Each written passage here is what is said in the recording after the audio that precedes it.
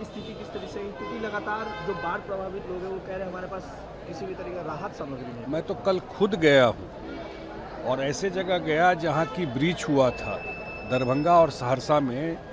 पहली बात तो ये कि इतना अनप्रेसिडेंटेड पानी आया है, 6,61,000 क्यूसेक पानी आना, 56 साल के बाद इतना बाढ़ आया।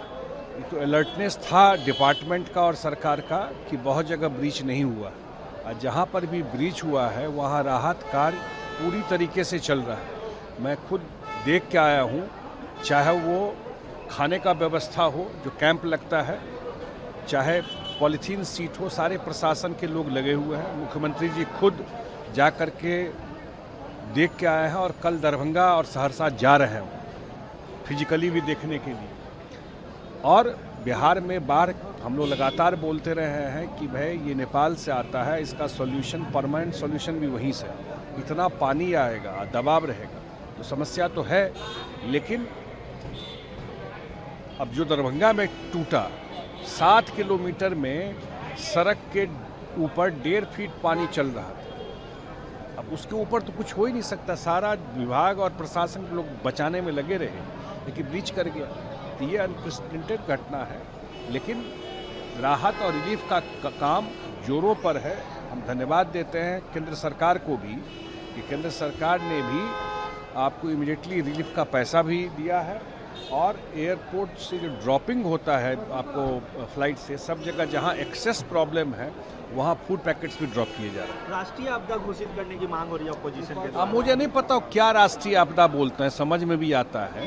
सारा अरेंजमेंट इससे पहले भी सरकार चलाते थे ना, तो क्या देते थे वो पता है कि नहीं? इससे पहले भी सरकार चलाते थे, तो सारा अरेंजमेंट किया गया है, खाने का इंतजाम है। मैं तो कह रहा हूँ आपको, कैंप लगा हुआ है। मैं पूछा कल, मैं खुद जाके देखा, तो सब जगह एसओपी जो बनाया हुआ नीतीश कुमार जी के द्वारा, वो सारा काम हो रहा है। कहीं राहत में और किसी तरह के काम में कोई कमी नहीं रहेगी। बांधों को दुरुस्त करने के लिए क्या अस्थायी रूप से कोई काम हो रहा है, क्योंकि बार बार ये उठ रहा है आवाज? भाई साहब, ये बात थोड़ा आप लोगों को समझना पड़ेगा जब प्रश्न पूछते हैं। बांधों की मजबूती थी तो कमला में कहीं ब्रीच नहीं हुआ। जहाँ की आप बात कर रहे हैं वो लो बांध था, ओवर टॉप कर गया। अब इन सब बांधों को आप पूछें तो अच्छी बात पूछे हैं, इन सब बांधों को अब रेजिंग, स्ट्रेंथनिंग और ब्लैक टॉप करना पड़ेगा। अब जो 2024 का HFL बोलता है, हाईएस्ट फ्लड लेवल, देखने के बाद इन सब बांधों का हाइट तो बढ़ाना पड़ेगा और उस पर पक्का रोड बनाना पड़ेगा।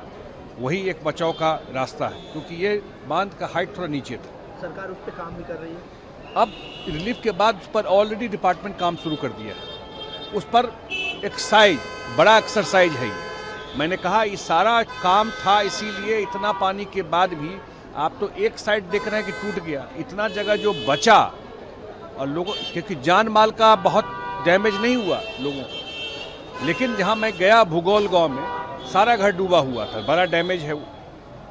लेकिन अनप्रेसिडेंटेड पानी आ गया था, क्योंकि कोसी में जो बराज है, ये भी इम्पोर्टेंट चीज़ है। बराज का एक लाइफ हो गया है, और जितना पानी आया था वो बराज के स्लैब को टच कर रहा था, या उसमें जो फ्लो होता था तो पानी बराज के ऊपर तक आ गया। इसका मतलब बराज को भी आगे देखना पड़ेगा कि बराज को कैसे दुरुस्त रखा जाए। ये भी एक चैलेंज है आगे इसमें।